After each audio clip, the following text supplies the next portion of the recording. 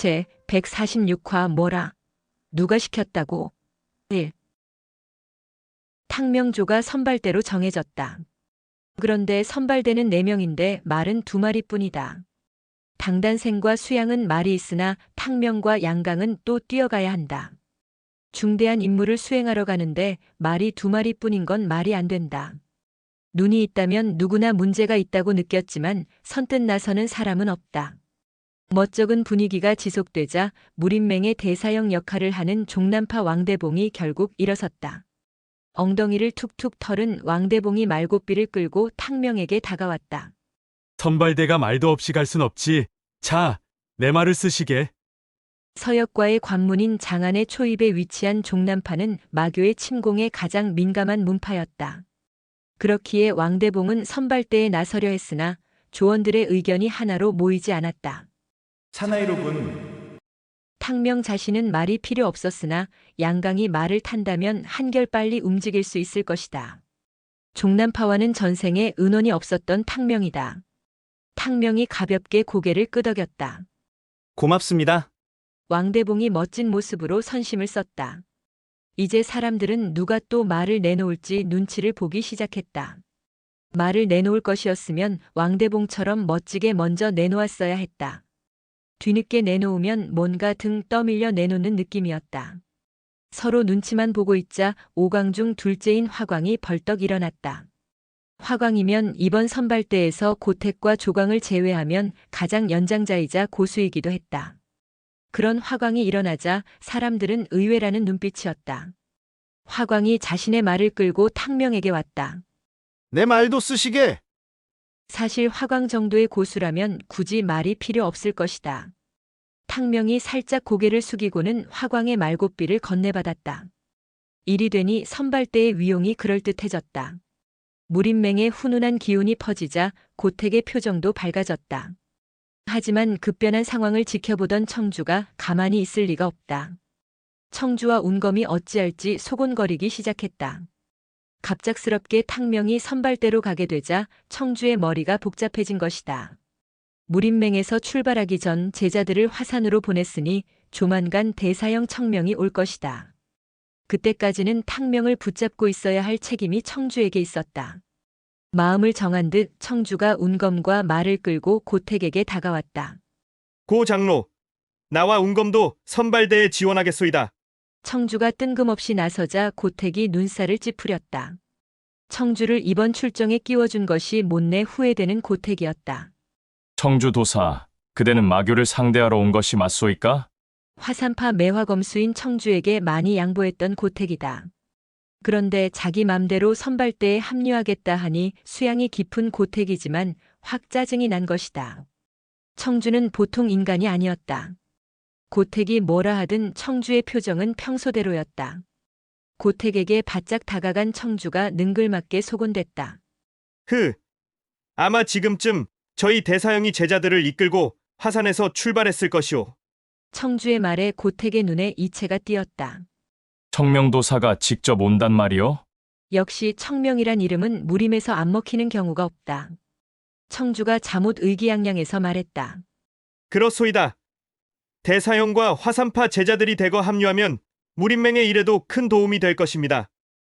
그리고 저 아이들만 보내서 어디 제대로 선발대 구실을 하겠소이까? 내 저 아이들의 뒤를 받쳐주려 하니 선발대는 나 청주에게 맡기시오. 눈빛은 음흉했지만 말은 그럴듯했다. 고택이 잠시 생각을 정리했다. 화산파 대사형 청명이 온다면 마교 교주가 나타난다 해도 두려울 것이 없다. 큰일을 위해 작은 시비를 가리는 것은 뒤로 미뤄둬도 좋으리라. 고택이 어쩔 수 없다는 듯 고개를 끄덕였다. 좋소이다. 그렇게 하시오. 선발대를 잘 부탁드리오. 걱정 마시오. 청주가 고택과 소곤거렸으나 내공이 깊은 탕명은 두 사람의 대화를 모두 들었다. 헛. 청주의 집요함에 혀를 내두르던 탕명이 생각을 정리했다. 역시 청명 그놈도 나서는 것인가? 청명까지 자신을 잡으러 온다면 일이 커질 것이다. 한꺼번에 화산파를 모두 상대할 순 없다. 탕명은 일단 이곳에서 벗어나 한 놈씩 조지기로 마음먹었다. 계획이 세워지자 탕명의 입꼬리가 살며시 말아 올려졌다. 그래. 청주 저자가 우리를 따라온다면 적당한 기회에 저자를 조져 왜 나를 잡으려 하는지 알아내면 될 것이다. 말도 준비됐고 나름 계획도 세워졌다. 탕명이 먼저 말에 오르자 조원들도 따라 말등에 올라앉았다. 늘씬한 한열마에 올라앉은 4명의 젊은이가 호기 넘치게 외쳤다. 선발대는 출발하겠습니다. 선발대가 떠나려 하자 청주와 운검도 서둘러 말에 올랐다. 건승을 빌겠네. 고택이 이리 외치며 선발대를 배웅하자 제자들도 모두 일어나 선발대 주위로 모여들었다. 각 파에서 파견된 제자들은 이미 무림맹에서 수개월간 동고동락했다. 이제 그 일부가 선발대로 앞서 출발한단다. 제자들이 진지하고 경건한 표정으로 탕명 일행을 향해 폭권을 취했다. 무림맹의 대사형 왕대봉이 소리쳤다. 부디 조심하시게. 너무 진지한 분위기가 연출되자 세상 무서움을 모르는 당단생조차 살짝 긴장한 표정이다. 사천당가 가주의 아들로 원하면 뭐든 하고 살았던 당단생이다. 하지만 마교가 어찌 본인 뜻대로 되겠는가? 어쩌면 다시 돌아오지 못할 수도 있다. 탕명이 잔뜩 졸은 당단생을 보며 피식 웃었다. 자식, 쫄기는.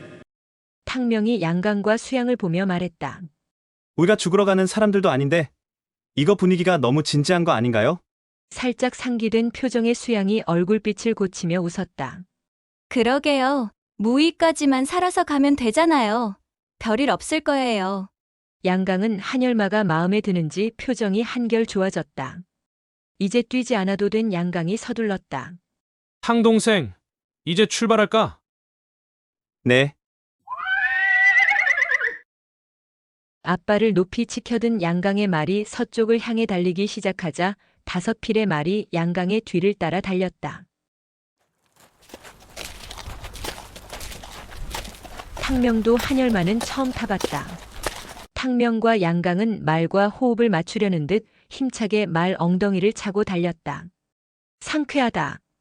다리가 긴 한열마를 타고 달리니 마치 구름 위에 둥둥 떠 있는 기분이다. 탕명은 양손을 펼쳐 부딪히는 바람을 온몸으로 느꼈다. 이런 기분을 느낀 적이 있었다.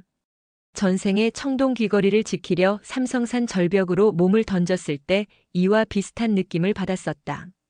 환생한 지 2년이 다 돼간다. 탕명은 20살의 요절한 전생의 몹까지 이번 생에서 멋지게 살겠다 다짐했었다. 우여곡절 끝에 전생의 무공을 회복했고 엄청난 금괴도 손에 넣었다. 이제 전생의 원수 왕사룡을 처단하고 화산파의 진 빚을 돌려줘야 한다. 기다려라, 왕사령! 탕명이 묘한 자세를 하고 시원스럽게 달려가자 수양이 탕명에게 바짝 붙어 달리며 웃었다. 탕 동생, 말 타는 거 싫어한다며? 엄청 표정이 밝은데. 수양의 말에 탕명이 자세를 바로잡으며 속도를 늦췄다. 말 타는 거 싫어하는 무인이 어디 있겠어요? 수양이 눈을 찡긋하며 물었다. 으그, 근데 청주도사는 왜 우리를 따라오는 거지? 탕 동생에게 진 것에 대한 안갚음이라도 하려는 걸까? 수양의 말을 들었는지 양강이 바짝 다가오며 끼어들었다. 그러게 봐봐. 마치 우리를 미행하는 사람 같아. 수양과 양강으로서는 청주의 행동이 이해가 안 갈 것이다. 탕명이 돌아보니 멀찍이서 청주와 운검이 따라오고 있었다. 선발대에 합류는 했으나 같이 행동하지는 않겠다는 뜻으로 보였다. 탕명은 천수 난주를 거쳐 황하를 건너면 이를 치르려 계획 중이다. 그때까지는 청주가 뭘 하든 놔둘 요량이다. 탕명이 고개를 설레설레 저었다. 화산파 놈들은 이해할 수 없는 놈들이니 신경 쓰지 마세요. 탕명의 말에 당단생이 끼어들었다. 화산파 사람들에게 놈들이라니! 무림맹 동지에게 어찌 그런 막된 소리를 하나요? 당단생이 제법 어른 같은 표정을 짓고 있다. 탕명은 그런 당단생이 어이가 없다. 당단생, 내 놈이 화산파 놈들이 어떤 승냥이 같은 마음을 품고 있는지 알 턱이 없지. 휴, 내가 너와 입씨름할 짬밥은 아니다. 4명뿐인 선발대 내에서 쓸데없이 분란을 만들 필요는 없다. 탕명이 살짝 고개를 끄덕였다. 당단생 말이 맞네. 내가 실언했어. 탕명이 너무 쉽게 수그리자 수양이 당단생과 탕명을 번갈아 보며 물었다. 두 사람 초면 아니죠? 수양의 육감을 어찌 속이겠는가? 성도에서 만난 적이 있지. 수양의 물음에 탕명은 그저 간단히 답했다. 지난 과거를 얘기하면 당단생에게 좋을 것이 없다. 수양의 물음에 당단생이 멋쩍은 표정을 짓고는 뒤로 슬며시 빠졌다. 당단생이 슬쩍 빠졌으나 수양의 궁금증은 아직 해소되지 않았다. 탕동생, 서로 아는 사이면서 왜 무림맹에서 아는 체를 안 한 건가요? 탕명이 입을 삐죽거렸다. 저 자식이 아는 채를 안 하니 나도 안 한 거죠. 탕명이 성도 현무관 출신임을 아는 수양이 얼핏 이해가 된다는 듯 웃었다. 고향에서 서로 싸우기라도 했나요? 설명하자면 길다. 탕명이 고개를 끄덕였다. 한 번은 싸웠고 한 번은 싸우는 걸 말려줬죠. 탕명이 간단하게 수긍하자 수양과 양강은 두 사람 간에 뭔가 일이 있었다 생각했다. 하지만 지금 그런 옛일을 들을 상황은 아니다. 그랴! 양강이 다시 속도를 내기 시작했다. 탕명의 마음은 바쁘다. 언제 청명이 들이닥칠지 모른다. 최대한 멀리 빠르게 움직여야 했다. 그렇게 탕명이 달리면 청주도 달리고 탕명이 쉬면 청주와 운검도 쉬었다. 해가 뉘엿뉘엿 질 때쯤 되자 말도 사람도 모두 지쳤다. 아이고, 허리야. 귀한 말은 재정이 넉넉지 않은 청성파에는 언감생심이었다. 말 타기에 익숙하지 않았던 양강이 죽는 소리하자 탕명이 주위를 두리번거렸다. 이제 밤을 보낼 객잔을 찾아야 했다. 얼마 안 가 수양의 눈에 이쁜 등이 달린 작은 객잔 하나가 들어왔다. 저기요, 우리 저 객잔에서 쉬어요. 수양이 제일 먼저 말에서 내렸다. 뒤따라오던 청주와 운검이 잽싸게 말을 묶어놓고 객잔 안으로 들어갔다. 빨리 들어가 먼저 자리를 잡고 허기진 배를 채우려는 속셈이다. 태생적으로 주색 잡기를 좋아하고 원하는 것이 생기면 어떻게든 먼저 가져야 직성이 풀리는 청주였다. 여러 번 보았지만 탕명은 그런 청주의 행동이 싫었다. 탕명이 청주의 뒤통수를 보며 고개를 저었다. 하여튼 저 인간 동작 하나는 빠르다니까. 객잔은 작았으나 사람들은 꽤 많았다. 비어있는 식탁은 하나뿐이었는데 청주와 운검이 버젓이 앉아 있었다. 끼어 앉으면 6명이 앉을 만한 자리긴 했다. 탕명이 둘러보았으나 빈자리는 없다. 명색이 같은 선발대인데 어쩌겠는가. 결국 탕명 일행은 한 식탁에 6명이 옹기종기 앉아야 했다. 꼴 보기 싫은 청주를 마주하고 앉아 식사를 해야 할 상황인 것이다. 탕명이 불만 가득한 표정으로 노려보았으나 철면피 청주는 전혀 아랑곳하지 않았다. 다음화에서 계속 이어집니다. 제 147화 뭐라? 누가 시켰다고? 에이. 탕명과 청주가 마주보고 앉아있다. 늑대 2마리가 서로 잡아먹으려고 으르릉거리며 상대를 노려보는 상황이다. 그런데 2마리 늑대가 한 상에서 줄인 배를 채우고 있다. 후루루. 꺼. 침묵 속에 어느 정도 각자의 배를 채우자 서로의 시선이 마주쳤다. 마주보고 앉아있는데 사람으로서 아무 말도 안 할 순 없다. 탕명에게 쓴맛을 보았던 작은 늑대 운검이 곱지 않은 시선으로 탕명을 바라보며 물었다. 탕명, 청성파에서는 왜 나온 거지? 한번 특정 문파에 들어가면 평생을 한 문파에 몸담는 것이 무리민의 삶이었다. 그런데 청성파 속가 제자였던 탕명은 소림궁으로 문파를 바꿨다. 분명 뭔가 문제가 있으리라 생각한 운검이었다. 운검은 탕명이 어떤 변명을 할지 잠옷 기대된다는 표정이었다. 훗. 운검의 기대와 달리 탕명은 운검 따위를 상대해줄 생각이 없다. 운검의 시선을 외면한 탕명이 청주에게 물었다. 청주 도사, 대체 날 어디까지 쫓아올 심산이죠? 대산까지라도 갈 생각인가요? 탕명이 자신의 물음을 무시했다. 게다가 사숙인 청주에게 탕명이 꼿꼿이 머리를 세우며 묻자 운검의 얼굴이 벌겋게 달아올랐다. 청주는 탕명이 자신을 자극해 뭔가 수를 내려 한다는 것을 간파했다. 엉덩이가 들썩이는 운검의 허벅지를 살며시 누른 청주가 비릿하게 웃었다. 탕명. 내가 왜 너를 따라가고 있다고 생각하는 거지? 나는 화산을 대표해 마교를 응징하는데 앞장선 거야. 탕명이 기다리던 대답이었다. 정말인가요? 당연하지. 사내대장부가 어찌 거짓을 말하겠냐? 사내대장부라고? 여자를 그리 밝히니 청주가 사내인 건 맞겠지만 탕명이 보기에 대장부와는 영 거리가 멀었다. 탕명이 고개를 살짝 끄덕였다. 좋아요.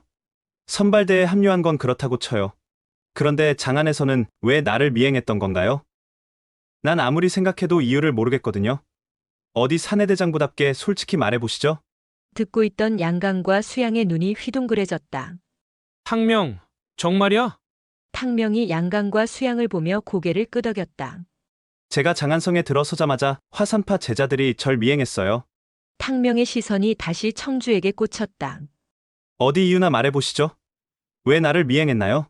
탕명이 대놓고 정곡을 찔렀으나 이 정도의 당황할 청주는 아니었다.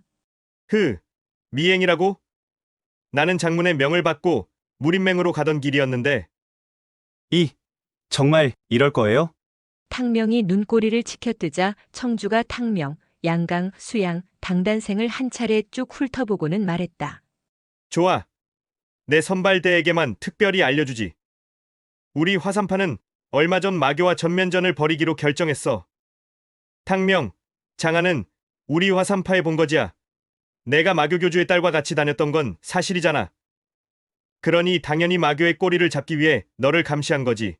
사람이 어찌 이리 얼굴이 두꺼울 수 있을까? 청주의 말은 그럴듯했다. 하지만 분명 거짓말이다. 탕명은 어이가 없었지만 이왕 말이 나온 김에 다시 물었다. 좋아요. 그럼 내가 장안으로 돌아간다 해도 대산까지 가겠다는 거죠? 청주만 떨어낼 수 있다면 돌아가 양도와 팔봉의 결혼식에 참석하고픈 탕명이었다. 탕명의 바램과 달리 청주가 고개를 살며시 저었다. 안 되지. 안 돼. 탕명, 사내대장부가 한 번 하겠다고 했으면 끝까지 해야지. 어찌 말을 바꿔 돌아가겠다는 거지? 계집애도 아니고.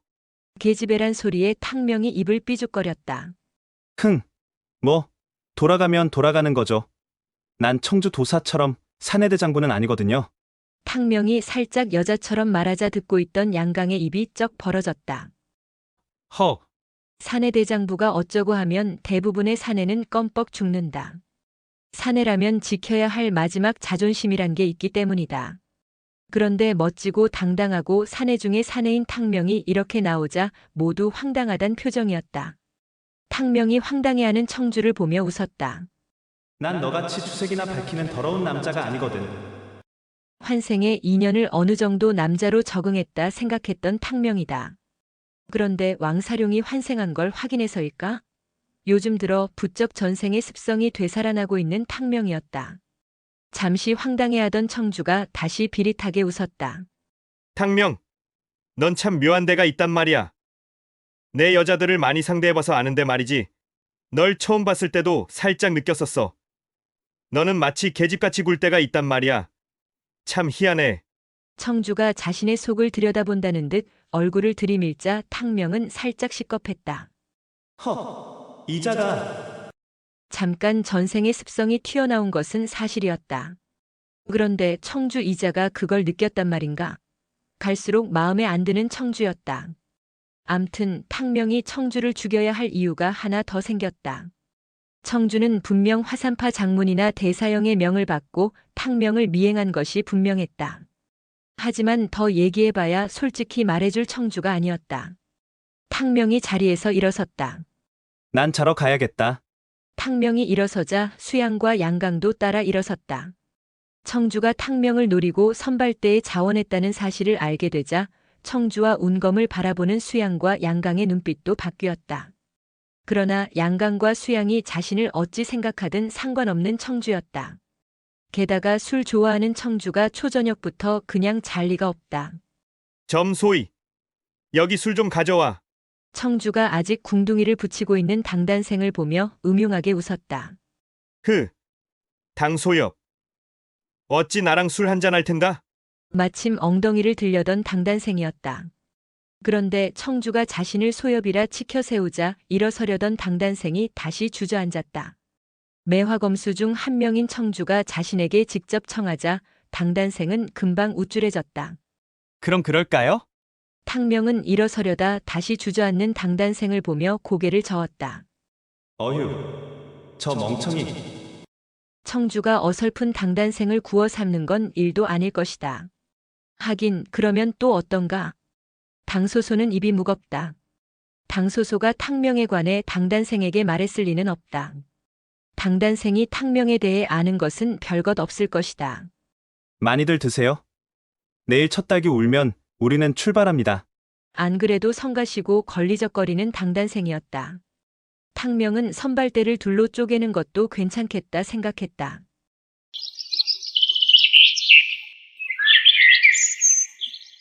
아침이 밝아오자 탕명과 양강 수양이 떠날 채비를 하고 1층으로 내려왔다.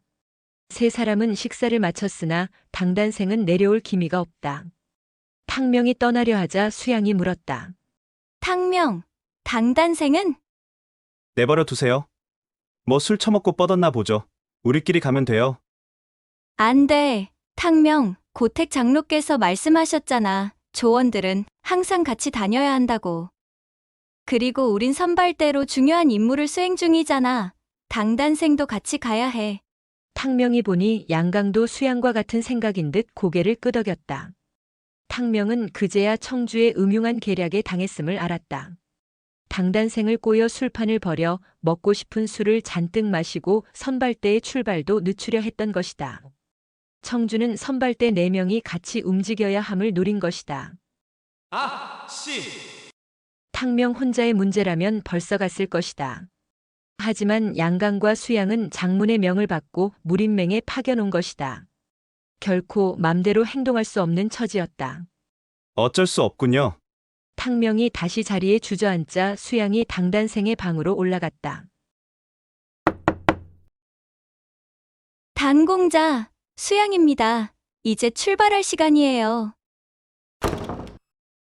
방문이 열리며 아직 술기운이 가시지 않은 당단생이 충혈된 눈을 하고 얼굴을 내밀었다. 벌써 간다고요? 네, 저희는 준비가 끝났으니 채비하고 내려오세요. 알았어요. 그나마 다행이다. 당단생이 정신줄 놓고 뻗어있던 건 아니었다. 그렇게 청주, 운검, 당단생이 씻고 채비하고 느릿느릿 아침밥 먹을 때까지 탕명 일행은 한참을 기다려야 했다. 배 터지게 먹었는지 청주가 일어서며 희죽 웃었다.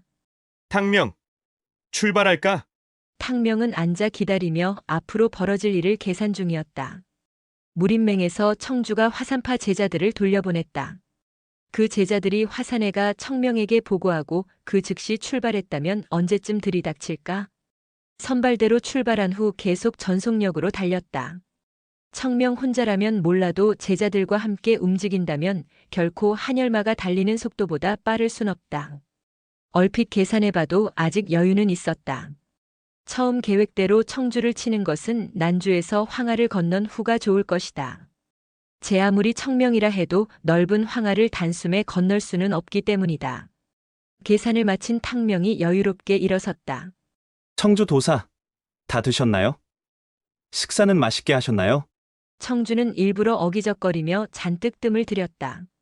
그런데 화가 나 있으리라 예상했던 탕명이 자신을 웃는 낯으로 대하자 청주가 약간 주춤했다. 이 자식이 왜 이러지? 태도를 바꿨다면 무슨 꿍꿍이가 있을 것이다. 청주가 탕명을 의심스러운 눈빛으로 바라보며 답했다. 그럼 먹기야 잘 먹었지. 청주의 의심스러운 눈길에도 탕명은 태연했다. 그래요? 그럼 이제 출발하실까요? 어? 그래. 능글맞은 청주도 탕명의 태도 변화에 어리둥절한 표정이었다. 탕명은 이제 청주에게 화를 내지 않기로 했다. 아니, 오히려 부드럽게 대할 것이다. 왜 그렇지 않겠나? 돼지도 멱을 따기 전에는 잘 먹여준다 했다. 이랴! 어제처럼 빨리 달리지도 않았다. 선발대의 임무가 무엇인가? 마교 무리의 동태를 살피는 것이다. 오늘부터는 주변을 탐색하며 가죠? 마교가 있을지도 모르니. 수양의 말에 양강이 나섰다. 그럼 내가 100장 정도 앞서갈게. 양영이 선발대에 선발대군요. 좋아요.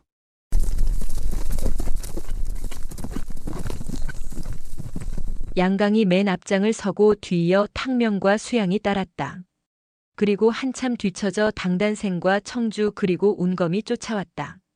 그렇게 한나절을 달렸다. 이제 천수가 코앞이다. 그런데 탕명의 뒤통수가 근질거렸다. 탕명이 고개를 갸웃하며 뒤를 돌아보았다. 밤사이 저렇게 친해졌나? 당단생은 마치 화산파의 제자라도 된 듯 청주와 뭔가를 끊임없이 얘기 중이었다. 탕명은 당단생의 꿍꿍이를 알 것도 같다. 사천단가가 부유하긴 하지만 역시 무력에서는 아미와 청산에 밀린다. 얼핏 생각하면 무림의 최강자인 화산파에 붙는 것이 사천단가에 이로울 것이다. 당단생은 화산파의 연주를 만들어 아버지 당백호의 신임을 얻을 생각일 것이다. 바보 자식. 탕명은 안다. 당소소의 생각은 당단생과 다름을. 당소소는 최강자의 덕을 보며 그저 작은 자리를 유지하려 하지 않는다. 아니, 최강자를 꺾고 자신이 최강자가 되려 한다. 당소소의 생각은 탕명의 기질과도 일치했기에 동업자가 됐다. 그런데 동생인 당단생은 그저 청주의 환심을 사려들고 있다. 보고 있으면 화만 난다. 탕명이 앞을 주시하며 말고삐를 당겼다. 이랴!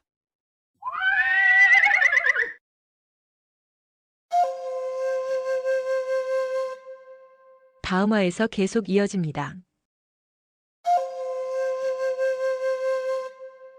제 148화 뭐라? 누가 시켰다고? 3. 사천단가 가주 당백호에게는 2명의 자식이 있다. 첫째가 딸 당소소이고 둘째가 아들 당단생이다. 가문을 이을 아들이 똑똑하기를 바라는 건 당연하다. 하지만 뭐든지 상대적이었다. 첫째이지만 딸인 당소소가 너무 똑 부러지게 똑똑하니 둘째 아들 당단생은 상대적으로 뒤처져 보였다. 어찌 보면 너무 잘난 누나를 둔 당단생의 불운이기도 했다. 당소소 역시 동생 당단생의 됨됨이를 일찍부터 알아보았다. 당단생은 주제도 모르고 낙양을 접수하겠다는 헛꿈을 꾸며 사천단가 낙양 분탈을 막겠다 자청했다. 낙양에 온 당단생은 상인들에게 돈을 거두며 양아치 짓을 해 사천단가의 명성에 먹칠했다. 당단생의 헛발질을 보다 못한 당소소가 이를 꾸며 당단생을 고향 성도로 쫓아보내지 않았던가. 그런데 당단생이 또 일을 벌였다. 잔머리를 굴렸는지 큰 용기를 낸 건지는 모르겠으나 당단생이 무림맹에 자원했다. 거기까지면 그나마 괜찮았으나 기껏 한다는 짓이 화산파 청주의 비위를 맞춰 어찌 연주를 만들려 하고 있다. 역시 넌 안 돼. 탕명은 당소소의 판단이 옳았음을 오늘 다시 확인했다.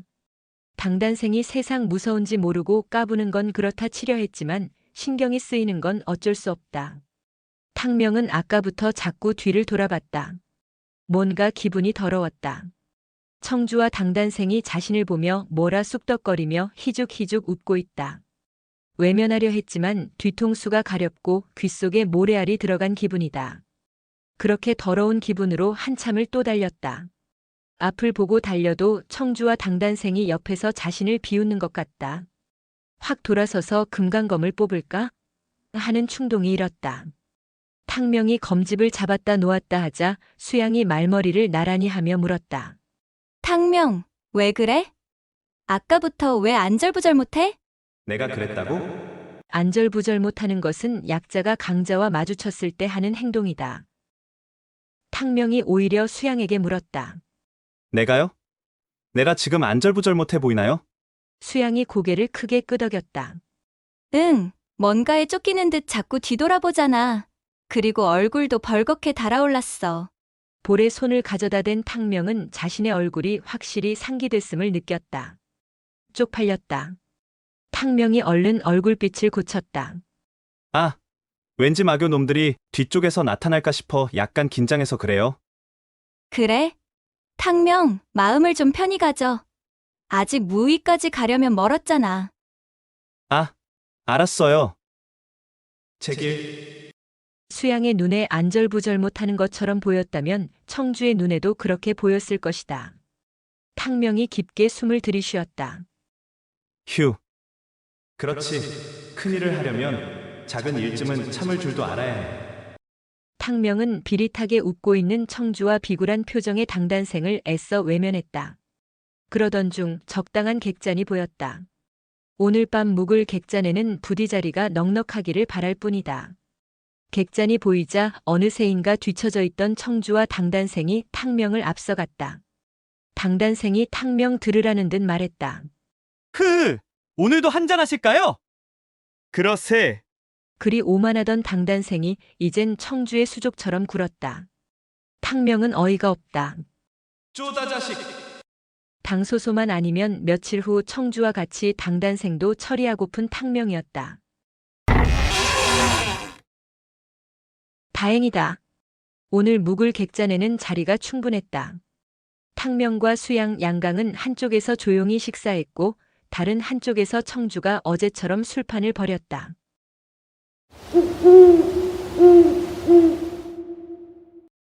오늘은 왠지 아무것도 신경 쓰기 싫다. 식사를 마친 탕명이 2층 객방으로 올라왔다. 객방은 크지 않았지만 방에 비해 큼지막한 창이 2개나 있었다. 탕명이 창문을 열어 젖혔다. 만월이다. 그러고 보니 오늘은 환생한 지 꼭 2년이 되는 날이었다. 삼성산 절벽에서 떨어지던 날도 오늘처럼 둥근 만월이었다. 휴. 한참이나 둥근 달을 쳐다보던 탕명이 침상에 누웠다. 열린 창문으로 둥근 달을 한참이나 바라보았다. 기분 탓인가? 전생의 기억이 자꾸 떠오른 탕명은 좀처럼 잠을 이룰 수 없었다. 아래층에선 망나니 청주가 운검과 당단생을 데리고 술판을 벌이고 있다. 문틈 사이로 간간히 음흉한 청주의 음성이 들려온다. 하하하. 망나니 같은 놈. 청주의 음성이 들리니 기분이 더욱 심란했다.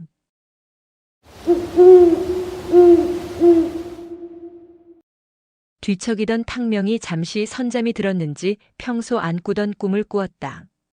풍경이 낯설지 않다. 술꾼들이 여기저기서 여인들을 끼고 술판을 벌이고 있다. 바로 장안에서 가장 잘 나간다는 평안노이다. 탕명의 시선이 2층으로 빠르게 이동한다.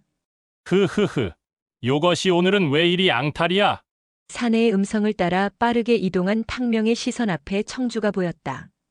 청주 혼자가 아니다. 청주와 범량이 홀딱 벗고 한 방에서 여인들과 뒹굴고 있다. 한쪽 편에서 두 놈을 바라보던 시선이 빠르게 움직였다. 탕명이다.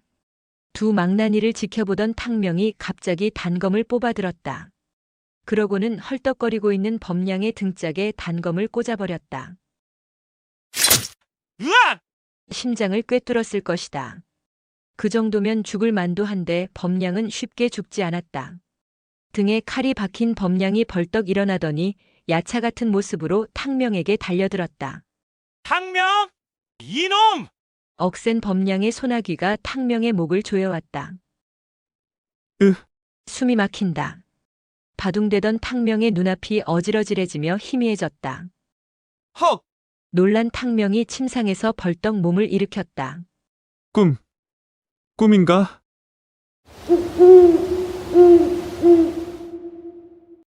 하하! 아래층에서 여전히 호탕한 청주의 웃음소리가 새어들어왔다. 휴. 꿈이구나. 목이 탄다.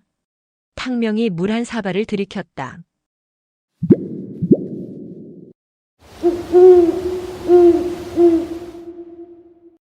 창밖엔 스산한 달빛이 여전히 탕명의 방을 비추고 있었다. 마음이 심란해서일까? 자신이 죽였던 범량이 꿈에 나타난 것은 처음이었다. 휴. 이마에 맺힌 식은땀을 훔친 탕명이 다시 침상에 몸을 눕혔다. 아직 날이 새려면 멀었다. 피곤하다. 몸이 피곤한 게 아니고 마음이 피곤하다. 환생 후 2년간 탕명은 너무 숨차게 달려왔다. 서쪽으로는 서역키질 석굴, 동쪽으로는 요동의 무려산까지 실로 엄청난 거리를 오갔다. 무엇을 하려고 이리 분주히 움직였던가? 난 누구인가? 탕명인가? 아니면 탕유인가? 이제 왕사룡과 일전을 치를 시기가 다가왔다. 중요한 일전이 다가와서 그런지 마음 한쪽 구석에서부터 묘한 변화가 일기 시작했다. 아마도 낙양성 밖에서 양호전에 목을 치고 나서부터인 듯하다. 환생 후 탕명으로 잘 적응되었던 마음이 다시 흔들리기 시작한 것이다. 아, 머리 아파. 내일 일은 내일 생각하자. 지친 탕명이 다시 눈을 감고 잠을 청했다.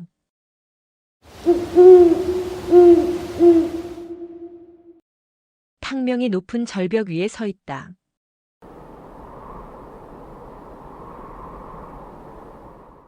어두운 밤이지만 하늘에선 둥근 만월이 비치고 있어 주위를 분간하는 건 어렵지 않다. 사방을 살펴본 탕명은 이곳이 어딘지 금세 알아챘다. 삼성산이다. 전생에 자신이 떨어졌던 바로 그 절벽이다. 헉, 이건 분명 꿈이다. 꿈인 건 확실히 알 수 있다. 왜냐하면 전생에 만났던 사람이 자신의 눈앞에 서 있기 때문이다.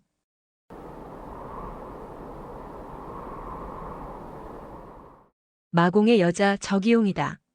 온몸에 피칠을 한 저기용이 오른손에 왼 사내의 머리통을 쥐고 서 있다. 두리번거리던 저기용이 쥐고 있던 소나기를 풀자 사내가 털썩하며 바닥에 나뒹굴었다. 사내는 죽은 듯 꼼짝도 하지 않았다.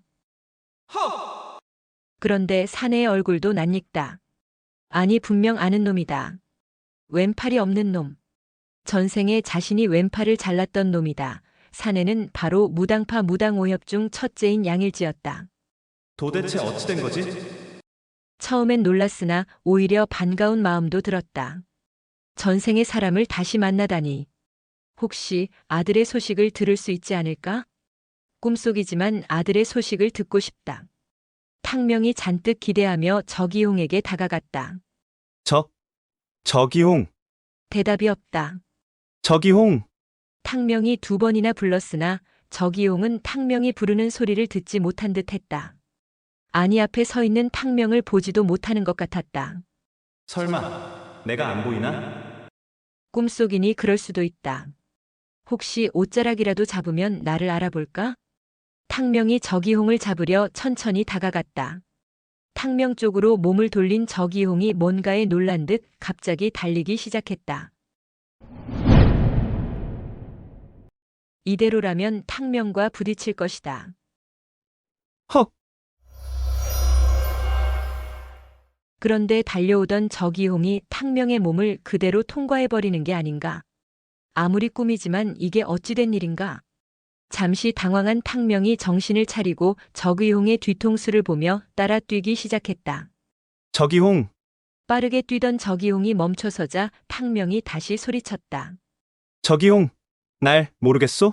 자신의 눈앞에 서 있건만 저기홍의 시선은 탕명에게 와닿지 않았다. 그런데 저기홍의 행동이 이상했다. 마치 정신이 나간 사람처럼 사방을 두리번거리고 있다.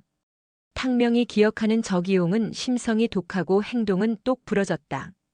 늘 과하다 할 정도로 차갑고 차분했다.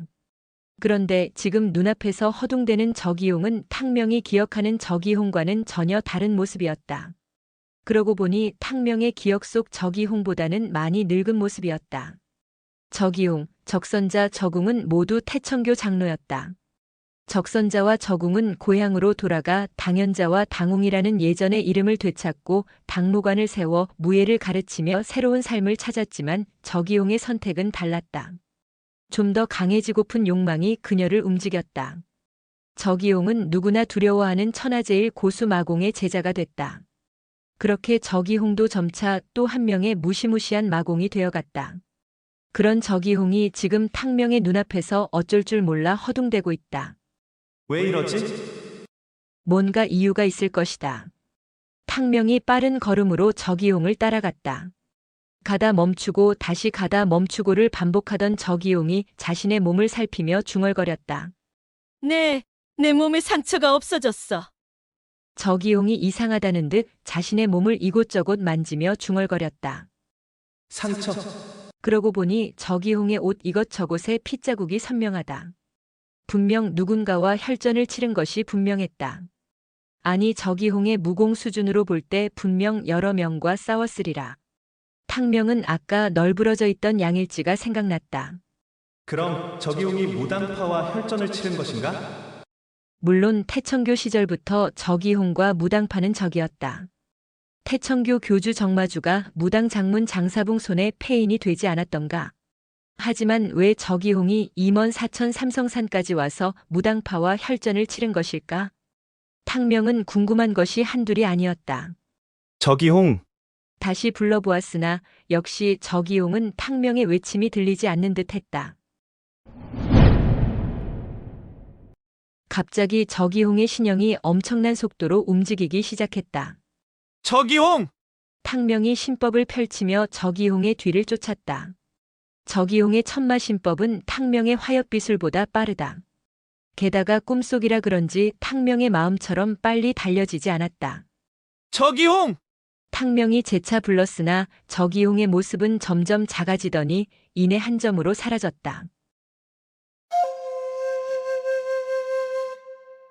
다음 화에서 계속 이어집니다. 제 149화 뭐라? 누가 시켰다고? 4.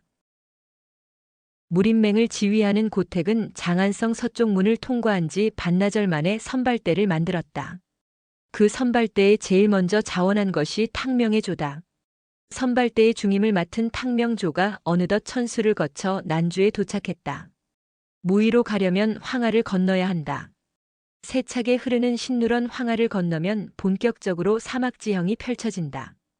탕명은 사막의 모래바람이 싫다. 온몸이 땀과 모래알로 뒤범법 될 뿐 아니라 객잔도 드물어 노숙까지 해야 한다. 깔끔한 탕명에게는 참기 힘든 고역의 길이다. 그래서 무의까지 가고 싶은 마음은 1도 없다. 게다가 요즘 꿈자리도 사납다. 며칠 전 꿈속에 저기홍을 본 후로 탕명의 기분은 우울했다. 그래, 여기서 끝을 보자. 탕명은 황하를 건넌 후 바로 일을 치르기로 마음먹었다. 잠옷 비장한 표정의 탕명이 황하 나루터에 도착했다. 지난번 영영과 함께 건넜던 그 나루터였다. 나루터에는 강을 건너려는 사람들로 북적거렸다. 배는 한정되어 있기에 한참을 기다려야 할 듯 보였다. 암튼 일단 강을 건너야 한다. 강을 건너면 청명이 도착한다 해도 두렵지 않다. 아무리 무공이 강한 청명이라도 강을 건너려면 배를 타야 한다. 건너편에서 강을 건너는 청명을 볼 수 있다. 충분한 시간이 있으므로 얼마든지 몸을 뺄 수 있는 것이다. 다만 문제가 하나 있다. 바로 황하의 신누런 강물이다. 2번 건너봤지만 여전히 적응이 안 되는 황하의 누런 물결이다. 탕명은 물에 취약하다. 특히 강물 속이 들여다 보이지 않는 누렇고 빠르게 휘몰아치는 황하는 탕명에게는 쥐약이다. 지난번 황하를 건널 때도 기절할 뻔한 탕명을 영영이 챙겨주었다. 게다가 며칠 전부터 몸 상태도 안 좋다. 제길, 여길 또 건너야 하나? 탕명이 머뭇거리고 있는데 양강이 나룻배 하나를 간신히 잡았다.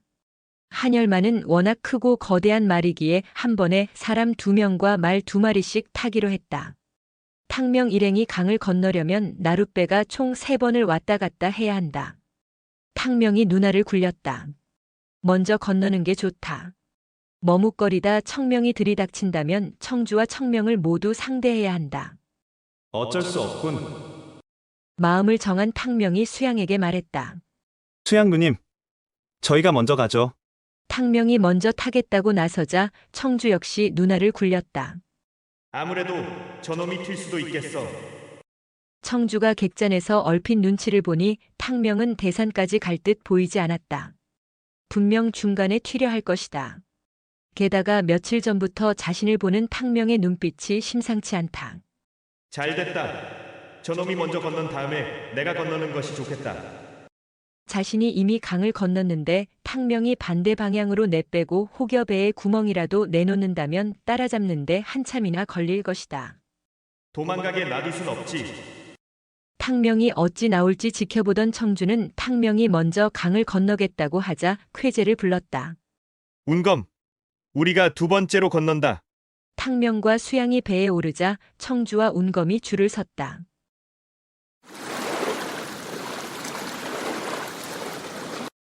황하는 잔잔히 흐르는 강이 아니었다. 일단 배에 오르자 탕명은 금방 속이 울렁거리고 현기증이 나기 시작했다.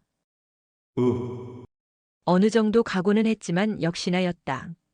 아니 지난번 영영과 건널 때보다 오히려 심해진 듯 했다. 속까지 울렁거리자 식은 땀마저 흐르기 시작했다. 안 보면 괜찮겠지. 탕명은 눈을 감아버렸다. 그런데 눈을 감으니 기억 저편에 묻혀있던 전생의 감각이 되살아나는 듯 했다. 강물을 보니 삼성산 절벽에서 떨어졌던 기억이 현실처럼 생생해지고 있다. 감았던 눈을 떴다. 뭔가 이상했다. 몸은 여전히 남자의 몸이지만 마음은 조금씩 탕명에서 탕유로 변해가고 있었다. 왜일까? 다시 여자로 변하는 것인가? 알 수 없는 두려움마저 들었다. 아, 머리 아파. 머릿속이 복잡했지만 지금은 일단 황하를 건너는 게 급선무였다. 탕명이 다시 질끈 눈을 감았다.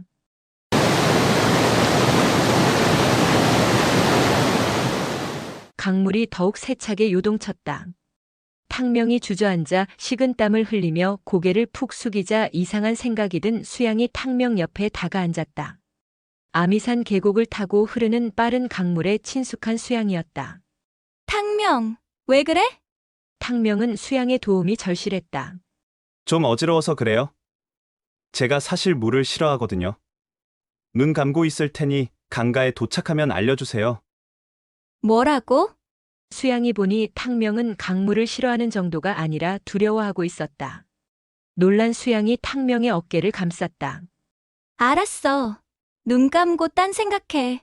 운검을 맨손으로 제압한 것도 모자라 화산파 2대 제자인 청주를 이긴 탕명이다.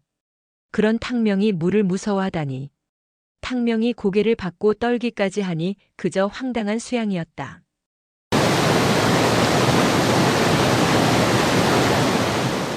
황하는 탕명을 봐주지 않았다. 강물은 더 세차게 요동쳤고 나룻배는 심하게 흔들렸다.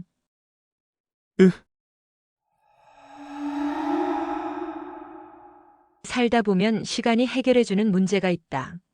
황하를 건너는 탕명의 고통도 시간이 흐르자 해결됐다. 나룻배가 건너편 강가에 도착한 것이다. 탕명, 다 왔어. 길고 긴 고통의 시간이 끝났다. 수양이 탕명을 일으켜 세웠다.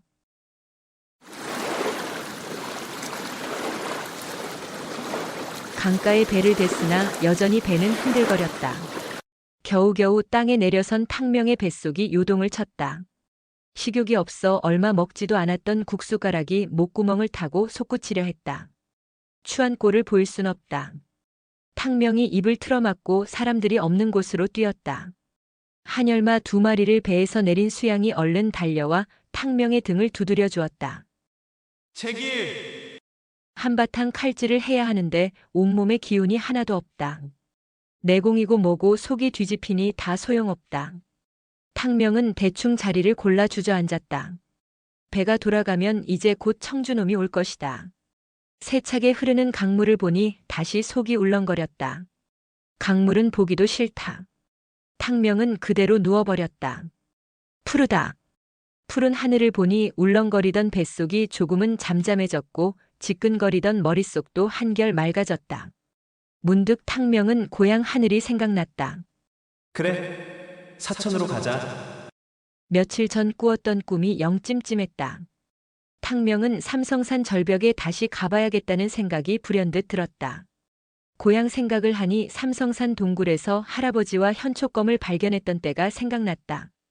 탕명이 품속에서 현초검을 꺼내들었다. 키질 석굴에서 금강검을 얻은 후 한동안 현초검을 지니고만 다녔다. 오랜만에 손에 쥔 현초검이다. 현초검도 탕명이 반가운 듯 미세하게 진동했다. 현초검의 붉은 기운이 일자 탕명의 눈도 붉게 물들었다. 그래, 삼성산에 가보려면 먼저 청주 전원부터 처리해야 한다. 고개를 슬쩍 들어보니 강 건너편에서 배에 올라타는 청주와 운검의 모습이 보였다. 그래, 저놈이 왜 쫓아왔는지 굳이 알 필요도 없다. 이제 걸리적거리는 놈은 모두 죽여버린다. 현초검을 쥐자 묻혀있던 전사의 기질이 다시 끓어오른 것이다. 희한한 일이다. 전사의 기질만 끓어오른 것이 아니었다. 탕명의 뱃속이 순식간에 진정되며 몸에 힘이 솟구쳤다. 그렇게 두렵던 황하의 강물도 단번에 뛰어넘을 듯 호기가 솟구쳤다. 그래, 내가 나를 잊고 있었어. 난 탕유로 살 거야. 탕명은 비로소 자신이 탕명이 아닌 탕유로 살아야 함을 확실히 느꼈다. 탕명이 윙윙거리는 현촉검을 품에 넣었다. 계획을 세워야 한다. 수양이 지켜보는 데서 무작정 청주를 죽일 수는 없다. 그렇지, 투명 망토.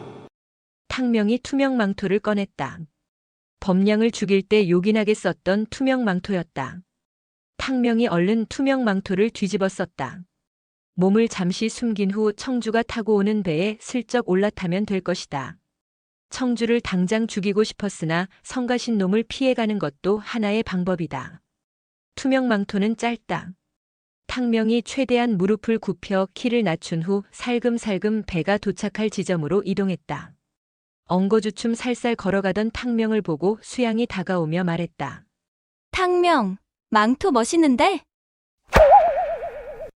어라? 내가 보인다고? 이상했다. 투명 망토는 해가 있는 밝은 곳에서는 효력을 완벽히 발휘 못한다.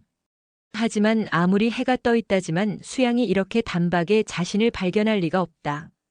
투명 망토가 효과가 없는 것인가? 망토 사이로 고개를 쑥 내민 탕명이 물었다. 누님, 내가 보여? 뭐라고? 수양이 다가와 어이없는 표정으로 투명 망토를 만지작거렸다. 근데 이 망토 뭐야? 천이 좀 희한한데. 에이, 확실히 보이나 보다. 투명 망토가 고장이라도 난 것인가? 혹시나 하여 망토를 강물에 담갔다가 둘러봤지만 별 소용이 없었다. 안 되는군. 탕명이 망토를 둘러쓰고 이상한 행동을 하자 수양이 다가와 탕명의 이마를 짚었다. 탕명, 괜찮아? 하긴. 수양이 보기에 이상하기는 할 것이다. 괜찮아요. 망토 작전은 취소다. 얼른 새로운 작전으로 바꿔야 한다. 수양의 등 뒤로 숲이 보였다. 저 숲속으로 청주를 유인할 수 있다면 청주를 처치하는데 꽤나 적합한 장소로 보였다. 저게 뭐죠? 수양이 뒤를 돌아보자 탕명이 말했다. 누님, 저 숲에서 뭔가 움직이는 게 보였어요. 지난번 이곳을 지날 때 저 숲속에서 마교 무리를 보았거든요.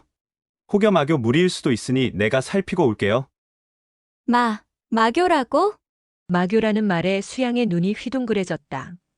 아니, 꼭 마교 놈들이라 확신할 순 없어요. 양형이 올 때까지 수양 누님은 이곳을 지키세요. 수양이 탕명을 말릴 틈도 없이 탕명은 신법을 펼치며 숲을 향해 빠르게 달려갔다. 수양은 마교 무리라는 말에 움찔했지만 탕명의 행동이 이상하다 느꼈다. 그러는 사이 청주와 운검을 태운 배가 천천히 강가로 다가왔다. 다급한 표정의 청주가 몸을 날려 먼저 강가에 올라섰다. 탕명이 왜 숲으로 달려간 거지? 청주는 배 위에서 탕명이 갑자기 숲을 향해 달려가는 걸 지켜보고 있었다. 청주의 물음에 수양은 사실대로 말했다. 숲을 살피러 간다고 했어요. 숲에 뭐가 있는데? 탕명은 마교 무리가 있을 수 있다 했지만 수양은 그저 둘러댔다. 모르겠어요. 뭔가 있는 것 같다며 살피러 갔어요. 이놈이 혹여 도망간 건가? 어찌할지 잠시 고민하던 청주가 운검에게 명했다. 넌 여길 지키고 있거라. 예, 사수. 청주가 불이 나게 숲속을 향해 달렸다. 숲은 생각보다 넓고 깊었다. 제기랄! 만일 탕명이 도주했다면 쉽게 찾기 힘들 것이다. 탕명! 탕명! 안 되겠다 싶었는지 청주가 내력을 실어 탕명을 불렀다. 그러자 메아리처럼 탕명의 대답이 근처에서 들렸다. 청주 도사, 이리 오시오. 탕명이 도망간 건 아니었다. 한데 왜 모습을 드러내지 않고 자신을 부르는 걸까? 불길한 느낌이 들었으나 난주까지 따라왔는데 탕명을 놓칠 순 없는 청주였다. 청주가 탕명의 소리가 들려온 곳으로 한 걸음 한 걸음 다가갔다. 다음 화에서 계속 이어집니다. 제 150화 뭐라? 누가 시켰다고? 5. 청주와 운검이 탄 배가 다가오자 다급해진 탕명은 수양을 속이고 숲으로 달려갔다. 숲속에 들어선 탕명은 제일 높은 나무를 찾았다. 이놈이 좋겠어. 화엽비수를 펼친 탕명이 순식간에 나무 꼭대기에 올라섰다. 잘 보이는군. 한 마리 새처럼 나무 꼭대기에 올라선 탕명이 나루터를 내려다보았다. 역시 예상대로 강가에 도착한 청주가 운검을 남겨놓고 숲을 향해 달려오는 게 보였다. 역시 청주 저놈이 제 무덤을 파는군. 두 놈이면 손이 많이 갈 텐데 청주 혼자 오니 다행이었다. 잘하면 청주에게 자신을 미행한 이유도 들을 수 있을 것이다. 탕명! 탕명! 숲에 들어선 청주가 이리저리 헤매며 자신을 부르는 것이 들렸다. 청주 도사, 이리 오시오. 탕명의 목소리를 들은 청주가 탕명이 올라가 있는 나무 근처로 달려왔다. 청주가 나무 밑으로 다가오자 탕명이 품속에서 현초검 2자루를 꺼내 쥐었다. 현초검이 붉은 기운을 내뿜자 탕명의 눈도 붉게 변하였다. 지금이다. 붉은 빛이 번뜩이는 현초검 2자루가 청주를 향해 벼락같이 떨어졌다. 화엽비술은 천산선인이 무려 산 낙타봉을 오르내리며 만든 신법이다. 높은 곳에 오르고 내리는데 특히 장점이 있었다. 탕명이 꽃잎처럼 소리 없이 떨어져 내리니 청주가 쉽게 파악하기 어렵다. 탕명은 꽃잎이 바람을 타고 날리듯 청주의 머리 위로 떨어져 내렸다. 청주와의 거리가 불과 3장쯤 되어서야 청주는 탕명의 존재를 발견했다. 하! 화들짝 놀란 청주가 옆으로 구르며 탕명을 향해 빠르게 검을 휘둘렀다. 아슬아슬했다. 웬만한 고수였으면 탕명의 기습에 당했을 것이다. 역시 청주의 솜씨는 매화검수 중 한 명으로 부족함이 없었다. 이놈! 무슨 짓이냐? 기습을 당한 것이 분했는지 청주가 눈알을 부라렸다. 훗, 청주 도사. 뭐 그렇게 난리를 쳐요? 오늘 여기서 우리 승부를 가립시다. 탕명의 음성은 차분했으나 눈에는 살기가 가득했다. 청주가 보니 자신이 지금까지 보았던 만만한 탕명이 아니었다. 이놈이! 놀란 가슴을 간신히 진정시킨 청주가 탕명을 향해 검을 겨누었다. 그런데 탕명이 짧은 단검 2자루를 들고 있는 것이 아닌가? 어이없는 청주가 물었다. 감히 그 짧은 단검으로 나를 상대하겠다는 것이냐? 탕명이 차갑게 냉소했다. 검이 길고 짧음이 승패를 가르진 않지. 하긴 탕명이 무슨 무기를 사용하던 청주가 상관할 일은 아니다. 방금 탕명의 단검과 한 차례 부딪혔지만 청주는 탕명의 내공이 상당함을 간파했다. 게다가 탕명이 자신을 이곳으로 유인한 것이 확실했다. 탕명의 표정에는 자신감이 넘쳤다. 결코 탕명은 가볍게 볼 상대는 아니었다. 말이 필요 없다. 청주는 바로 화산파의 절기인 매화 36검으로 탕명을 상대하려 자세를 잡았다. 매화 36검. 오직 매화검수만이 쓸 수 있는 화산의 최고 상승 검술이다. 손목을 풀기라도 하듯 좌우로 한 번씩 검을 회전시킨 청주가 매서운 눈빛과 시퍼런 검기를 발산하며 탕명에게 달려들었다. 탕명도 청주가 결코 쉬운 상대라 생각지 않았다. 어쩌면 금강검을 사용하는 것이 유리할 것이다. 하지만 현초검의 도움으로 전생의 기운을 되찾은 탕명은 현초검으로 청주를 끝장내고 싶었다. 오늘 탕명의 작전은 심리전이다. 작전을 세운 탕명은 일단 현초검으로 청주의 검날을 막는 데 주력했다. 청주의 검끝이 허공을 가를 때마다 붉은 매화 꽃잎이 피어나기 시작했다. 멋진 검술이군. 전생의 화산파에서는 볼 수 없었던 검술이다. 탕명은 200년 사이에 확연히 진보한 화산파의 검술에 절로 탄성이 흘러나왔다. 청주의 검기가 점점 강해졌다. 청주의 검기가 강해질수록 현초검의 붉은 기운도 강해졌다. 탕명은 청주가 36검 매화검을 충분히 펼치기를 기다렸다. 얼핏 보면 탕명이 수세에 몰린 듯 보였지만 사실 청주는 탕명의 옷자락 하나 베지 못했다. 이놈이! 자신의 검술이 비록 절묘했으나 정작 탕명에게 어떤 상처도 입히지 못하자 청주는 조급해지기 시작했다. 죽어라! 이놈!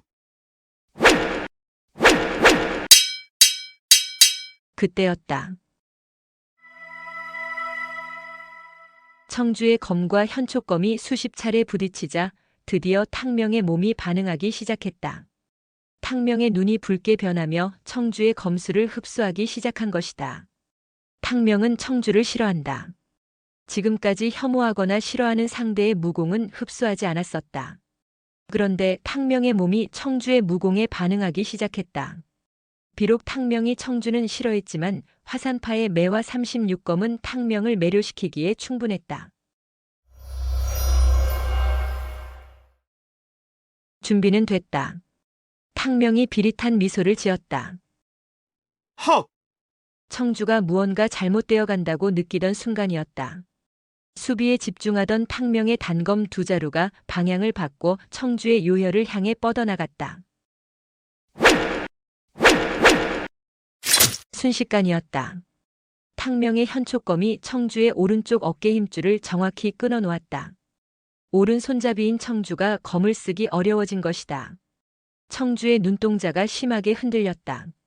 탕명의 단검이 자신의 어깨를 정확히 찔렀다. 무엇보다 탕명이 펼친 검술이 청주를 경악하게 만들었다. 바로 화산의 매화 36검을 탕명이 펼친 것이다.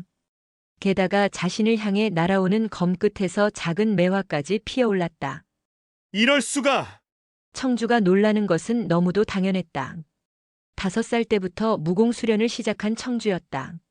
목검을 버리고 진검을 들기까지만 10년이 걸렸다. 진검을 들고 나서도 또 10년이 지나서야 화산의 절기인 매화 36검을 익힐 수 있었고 불과 5년 전에야 마침내 매화검수 중 한 명이 됐다. 그런데 어찌 청주의 눈은 경악으로 가득 찼다. 머릿속은 온통 의문으로 가득했다. 어찌 내 놈이 화산의 매화 36검을 펼칠 수 있단 말이냐? 상대의 이런 반응에 이젠 익숙한 탕명이다. 내친 김에 완전히 제압해야 한다. 현초검 두 자루를 떨군 탕명의 손이 단단한 쇠뭉치로 변하며 얼이 빠진 청주의 가슴을 강타했다. 아미파의 구움 신장이었다. 청주의 몸이 붕 뜨더니 이장이나 날아가 떨어졌다. 구움 신장. 오직 여자만이 펼칠 수 있는 무공이다. 차디찬 음기가 자신의 심장을 엄습하자 청주는 완전히 전의를 상실했다. 구움 신장! 탕명이 떨어진 현초검을 주워들고 청주에게 다가섰다. 청주, 난 매화 36검, 구음 신장만 펼칠 수 있는 게 아니야. 마음만 먹으면 어떤 문파의 무공이라도 금방 익힐 수 있지. 아니 흡수할 수 있어. 청주가 가까스로 몸을 일으켜 세웠다. 청주는 자신 앞에 서 있는 이 괴물이 지금 무슨 말을 하는지 하나도 이해가 안 됐다. 어찌 남의 무공을 흡수할 수 있단 말이냐? 똑똑한 줄 알았는데 영 아니군. 지금 눈으로 보고도 못 믿겠어? 그랬다. 자신이 10여 년간 익힌 매화 36검을 탕명은 불과 수십 합을 겨뤘을 뿐인데 자신만큼 그럴듯하게 펼쳤다. 매화의 크기는 작고 희미했지만 분명 화산의 붉은 매화였다. 게다가 탕명이 아미파 무공까지 펼치지 않았는가. 제기랄! 청주는 순간 알 것 같았다. 안하무인처럼 행동하던 왕사룡이 왜 화산에 굽히면서까지 탕명을 잡는데 화산의 도움을 청했는지. 이놈은 사람이 아니다! 분명 마귀가 씌웠거나 마공을 익힌 것이 틀림없다. 평생 동년배 중에선 오직 청명 한 명만이 자신의 위에 있다고 인정한 청주였다. 그렇기에 사람인 이상 어린 탕명이 자신을 이긴다는 것은 상상도 할 수 없는 일이다. 청주의 눈에는 탕명이 마귀로 보였다. 탕명의 두 눈이 마귀처럼 붉게 빛나고 있었기 때문이다. 탕명이 현초검을 청주의 목에 들이밀었다. 청주, 단 한 번만 묻겠다. 청명이 왜 나를 잡으러 오는 거지? 현초검을 품에 갈무리한 탕명이 금강검을 뽑아들었다. 탕명은 청주가 입을 열 것이라 애초에 기대하지 않았다. 꼭 알아야 할 이유도 없다. 청명을 마주친다면 그도 죽이면 그뿐이다. 불타오르던 탕명의 눈이 차갑게 식었다. 이제 때가 온 것이다. 그때 청주가 고개를 쳐들었다. 잠깐, 이유를 말해주겠다. 청주의 말에 탕명이 고개를 갸웃했다. 호, 의외인걸? 말해도 살려주지 않을 걸 알 텐데. 한 가지 묻고 싶다. 탕명이 보니 청주가 단순히 시간을 끌기 위해 얕은 수를 쓰는 건 아닌 듯 보였다. 하긴 지금 탕명의 무공을 감당하고 청주를 구해줄 사람은 청명밖에 없다. 황하가 가로막고 있는데 청명이 금세 나타날 리는 없다. 탕명은 청주가 뭘 물을지가 궁금해졌다. 묻고 싶은 것이 뭐지? 청주가 작심한 듯 고개를 빳빳이 세웠다. 왕사룡이 대체 왜 널 잡으려 하는 거지? 난 그게 이해가 안 돼. 뭐라고? 청주의 말은 탕명으로서는 뜻밖이었다. 탕명의 눈이 커졌다. 왕사룡. 그럼 왕사룡이 사주했단 말이냐? 왕사룡이 자신을 잡으려 하는 건 뻔히 알고 있는 탕명이다. 하지만 어찌 화산파가 왕사룡의 말을 듣는 것인지는 이해할 수 없었다. 대화산파라 떠들며 그리 위세를 부리더니 어찌 화산파가 개방의 말을 듣는 거지? 죽는 마당에 숨길 필요가 없다. 너를 잡는데 협조하면 개방이 몇 가지 선물을 주기로 했다. 말해줘. 왜 왕사룡이 널 잡으려 하는지. 전생의 얘기를 다 해주려면 반나절은 걸릴 것이다. 휴. 금강검을 검집에 꽂은 탕명의 입에서 작은 한숨이 흘러나왔다. 깊게 숨을 내쉰 탕명이 청주 앞에 주저앉았다. 이미 심한 내상을 입은 청주는 더는 탕명에게 위협적인 존재가 아니었다. 사실 누군가에게는 한번 털어놓고 싶었다. 할아버지, 아니 팔봉에게도 얘기 못한 이야기였다. 그런데 그 이야기를 듣고 싶어하는 이가 눈앞에 청주라니. 참으로 우픈 현실이었다. 얘기가 좀 긴데. 정말 듣고 싶어? 청주가 고개를 끄덕였다. 좋아. 질문은 안 받아. 그냥 듣기만 해. 탕명이 먼 하늘을 쳐다보았다. 어디서부터 얘기를 해야 하나? 그래. 청동귀걸이. 탕명의 얘기는 어머니의 유품인 청동귀걸이를 귀에 걸었을 때부터 시작했다.